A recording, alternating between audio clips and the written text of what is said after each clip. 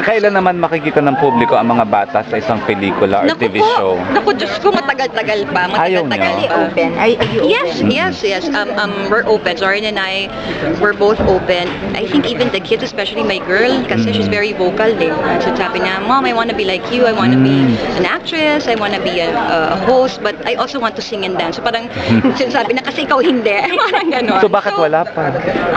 Kasi pag-aaral muna. Kasi that's one thing na hindi ko nagawa. Hindi ako nakatapos ng college. So, alam na mga bata yun na priority. Pero hindi naman, kumbaga, sa ngayon naman, in-enjoy naman nila ng commercials. Maybe when they're a little bit older, maybe, baka sana basta tapusin lang nila yung college. Pag summer, pwede naman. So, darating naman yan.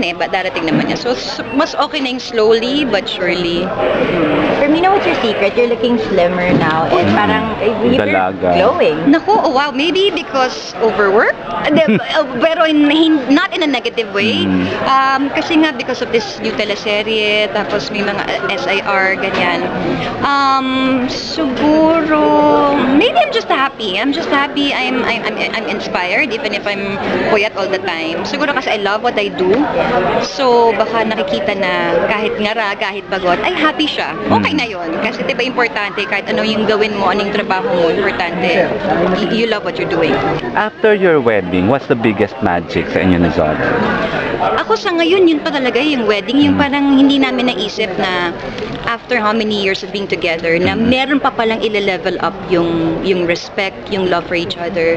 Na akala namin, diba usually pag matagal na kayo, akala nila, ay, ganyan plateau na yan, ganyan na lang yan, wala nang kilig-lig. But no, I mean, up to now, kinikilig pa rin ako sa kanya. Yung, every time I see or pag tinitingnan niya ako, parang, ay, ako conscious ako. I mean, parang wow, yun, I must say it's really magic because ang hirap nun eh, diba? Ang hirap to sustain that, right? Yung respect, yung trust is, but yung magic, kasi yung love, minsan parang nagpupunta rin sa ibang level na parang love, na parang, okay, basta love kita. Pero yung may kilig, yung may na parang akala mo teenagers lang ang nakaka-experience. Hindi, parang, oh my gosh, parang ilang years na tayo together. Pero, yes. Catherine Daniel pa rin kayo. Kinda like that. Alam mo yun? Oo, kasi minsan may nagte-text-textan kami ng mga sweet nothings na parang akala mo mag-boyfriend, girlfriend kami.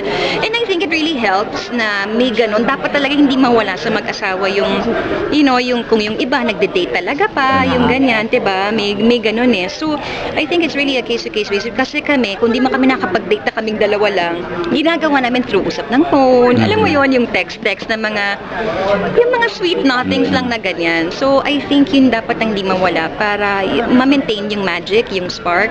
May na-discover ka pa ba sa kanya after the wedding?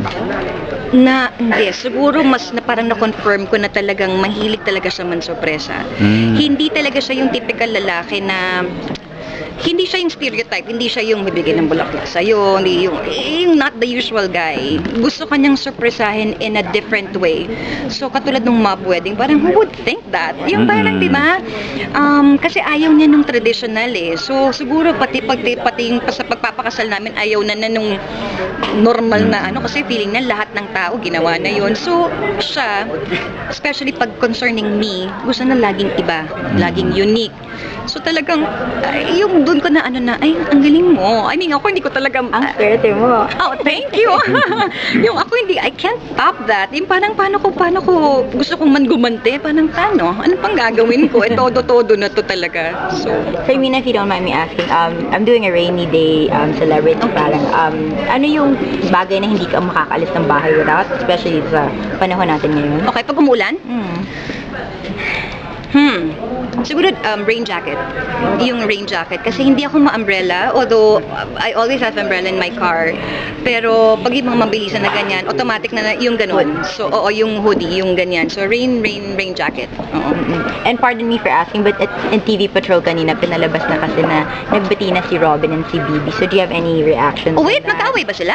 Well, hindi sila nag-uusap. So, now they're talking? Nag-Instagram si Robin ng picture nila na nasa hospital si Bibi. Why? Because he has an infection. Oh, okay. So, sabi niya, parang in the hospital with my sister, parang ganyan. Sister na, parang Oh, Accept. I'm happy for them. Kasi syempre parang kahit ano pang sabihin mo, blood is thicker than water, 'di ba? Kahit ano pang ano mo, pamilya pa rin 'yan, kapatid mo pa rin 'yan. So maybe yung nangyari sa kanila, panahon lang talaga, time lang talaga yung kailangan para heal. magkaayos or yung acceptance. So I'm happy for them. Thank you, sir. Alright, thank you.